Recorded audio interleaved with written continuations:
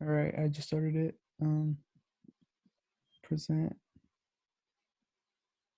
So this is a $300 house project by Group 4. The team members of Group 4 are Josh, Brenda, and myself, Alejandro. So in the first slide, Brenda will be going over the design and drawings. For our design, we are planning to have a bedroom, a table at least for dinner, and for the bathroom, only the toilet and a sink to have water to wash hands. And we are planning to do this in a 8 feet by 8 feet. For the front elevation, we are planning to have that door and a window. It's just those two elements to save money. And also for the roof, we are planning to have a slope or half inches. Okay, and then I'll be going over the materials and costs. So our goal was to try to keep everything under 300, but once we did the material takeoff and saw everything that we had to get, we saw that we went over a bit over 300, but not too much. So I work for a construction company, and most of the time we um, have a lot of extra plywood and 2x4s and 2x6s and 4x4s.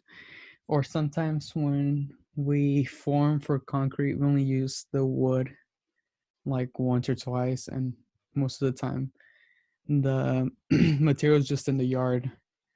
So I could most likely get free wood from the company, and if not, I have a lot of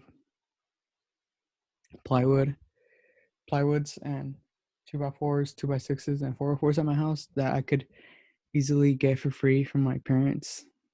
So therefore, the wood would be free. And then the roofing, my uncle's a roofer, and a lot of times when they do jobs, they have extra material that they end up just leaving in the yard, and most of the times the material just goes to waste. So I'm sure they'll be gladly to help out with this cause and give us free roofing material. So the only items we'll actually need to purchase would be a door for $50 that I found on this website. It's a used door, but it works. A fan with light on a website was $75 as well, and 1 yard of concrete so we could do the footing so the people won't live on the dirt, and that's $115. We also will need a window. I found this window on the app OfferUp. It's a used window, but it looks pretty new for $30. And we would also need to install electricity so the person living in the little house could be able to use the light whenever they want. So that came out to $350. I'm pretty positive we covered most of the materials we'd be needing, but yeah, that's it. All right, and I'll be talking about the design aspects and the structural designs as well. So for the design aspects, we're talking about its safety. We're talking about the functionality, about the house and the economic soundness. In other words, um, is the place safe to be around? Is the place able to hold itself up? And obviously, that's what we're here for. That's what we're going to build for this person. And the environmental friendliness. Obviously, the people around them, are they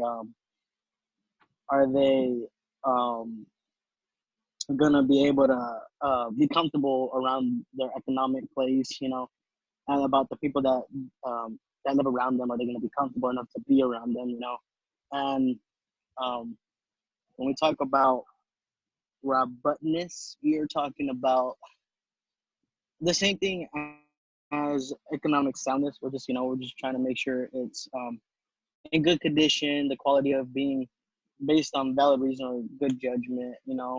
That if we look at the house, we're able to say, hey, it looks good. We're gonna keep this project going, and then the structural design work around the architectural of the project that lets us know the detail of the project.